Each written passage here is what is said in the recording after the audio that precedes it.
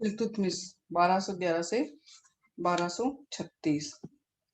तो इसके प्रारंभिक जीवन के बारे में मिनहाज इस राज के अनुसार इल्तुतमिश इलबारी सरदार आलम खां का लड़का था और बचपन से इल्तुतमिश अत्यधिक सुंदर और होनहार था।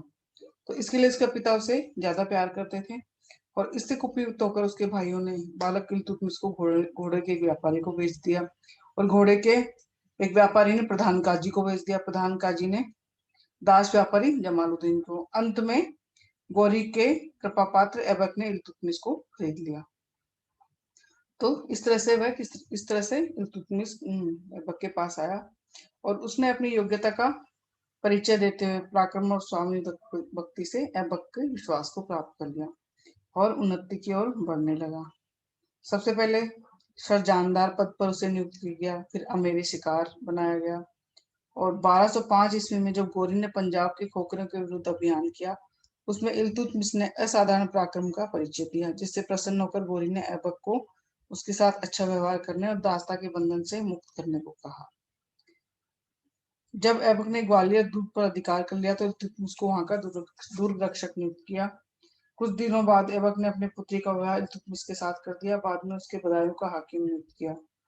इस पद पर रहते हुए गहरवाल राजपूतों का दमन किया, अपनी रण निपुणता की ख्याति अर्जित की और ऐबक की मृत्यु के बाद जब लाहौर के अमीरों ने आराम शाह को सुल्तान बना दिया तो दिल्ली के तुर्क अमीरों ने अली इस्माइल के माध्यम से इल्तुतमिश को दिल्ली आकर सुल्तान बनने के लिए आमंत्रित किया। इसके बाद इल्तुतमिश सुल्तान बन गया। आराम शाह को परास्त करके अपने सुल्तान पद को सुदृढ़ बना लिया।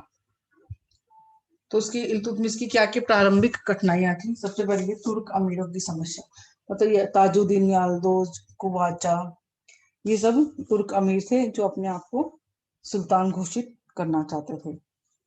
ऐबक को भारत से नव स्थापित तुर्क राज्य को संगठित करने का समय नहीं मिल पाया था, अतः उसकी मृत्यु के बाद विभिन्न क्षेत्रों में नियुक्त तुर्क अमीर दिल्ली के सिंहासन को हथियाने हेतु अपनी स्वतंत्र सत्ता स्थापित करने को लग गए।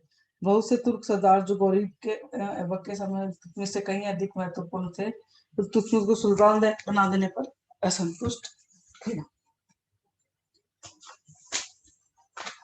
राज इन तुर्क सरदारों की मांग थी कि प्रशासन के सभी महत्वपूर्ण पदों केवल तुर्क सरदारों को नियुक्त किया जाए, भारतीय मुसलमानों को ऊंचे पद नहीं दी जाए। सिंध और मुल्तान के सूबेदार कुबाचा ने ऐबक की मृत्यु के बाद अपने आप को स्वतंत्र शासक घोषित कर दिया था। बठिंडा, सुरसती, कोहरान, लाहौर आदि क्षेत्रों पर अधिकार जमा लिया था। इसी तरह गजनी के ताजुद्दीन याल्दोज ने भारतीय प्रदेश में पुनः गजनी का दावा प्रस्तुत किया था।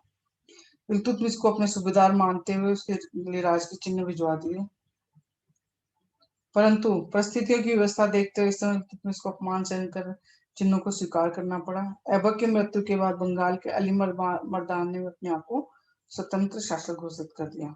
इस प्रकार सबसे बड़ी कठिनाई इनके क्या थी, तुर्क सरदारों को परास्त करके दिल्ली के शासन के अंतर्गत लाना था। दूसरा था सेना का विश्वास प्राप्त करना था। दूसरी समस्या तुर्क सेना का विश्वास प्राप्त करना था। दिल्ली में तैनात तुर्क सेना के जिस सेनानायक अली इस्माइल ने इल्तुतमिश को आमंत्रित किया था, अब वह इल्तुतमिश का विरोधी हो गया था और तुर्क सेना अभी भी उसके नियंत्रण में थी। हिंदू सरदारों की समस्या, ऐबक के शासनकाल में बहुत से हिंदू सरदारों ने दिल्ली की अधीनता मानकर वार्षिक कर चुकाने का वचन दिया, परंतु ऐबक की मृत्यु के बाद उनमें बहुत से सरदार विद्रोही हो गए, कर भेजना बंद कर दिया। कई क्षेत्रों के सरदारों ने संगठित होकर अपने क्षेत्रों में तुर्क अधिकारियों को खदेड़ लिया। जालोर, रणथंभौर, ग्वालियर आदि क्षेत्र दिल्ली से स्वतंत्र हो गए। दोआब से भी तुर्क शासन लड़खड़ाने लगा था। नेक्स्ट है उत्तर पश्चिमी सीमा की समस्या। तो इल्तुतमिश के सामने उत्तर पश्चिमी सीमा की सुरक्षा भी एक गंभीर चुनौती थी। मध्य एशिया की राजनीति में मंगोलों के प्रवेश से भारी उथल पुथल मची हुई थी। मंगोलों ने ख्वारिज्म के शाह को परास्त कर दिया था। ख्वारिज्म का राजकुमार जलालुद्दीन भागकर सिंधु तट पर आ पहुंचा था और मंगोल नेता चंगेज खान उसका पीछा करता हुआ किसी समय भारत में प्रवेश कर सकता था। तो मंगोलों के संभावित आक्रमण से दिल्ली सल्तनत को बचाने की समस्या इल्तुतमिश के लिए अग्नि परीक्षा के समान थी। अगली है खोखरों की समस्या। झेलम और सिंध के मध्य में आबाद लड़ाकू खोखरों की प्रारंभ से शत्रुता चली आ रही थी। खोखरों की शत्रुता के कारण उत्तर पश्चिमी सीमा की सुरक्षा सुरक्षा असुरक्षित प्रतीत होने लगी थी, क्योंकि ख्वारिज्म के शाह ने खबरों से मैत्री करके दिल्ली के अधीन कुछ क्षेत्रों पर अपना अधिकार कर लिया था। अगला है दुर्बल राज्य अधिकार। इल्तुतमिश एक दास का दास था, अतः विशुद्ध तुर्क सदा दृष्टि में उसका साम्राज्य पर अधिकार अनुचित बात थी। वे उसको सुल्तान मानने को तैयार नहीं थे। इस्लामी कानून के हिसाब से इल्तुतमिश की स्थिति कमजोर थी, धार्मिक नेताओं का व्यवहार भी उसके पक्ष में नहीं था, अतः इल्तुतमिश के लिए राज्याधिकार को सुदृढ़ बनाना अति आवश्यक कार्य था। और इस तरह से ये इल्तुतमिश की समस्या है। तो उसको इन समस्याओं का समाधान भी करना था, विरोधी तुर्क अमीरों का दमन करना था, 40 मंडल का गठन किया, याल्दोज का दमन किया, कुबाचा का दमन किया, मंगोल आक्रमण का संकट से निपटे, बंगाल विजय की। तो ये इल्तुतमिश का कठिनाइयां थी और उसने इन पर धीरे धीरे समाधान प्राप्त किया।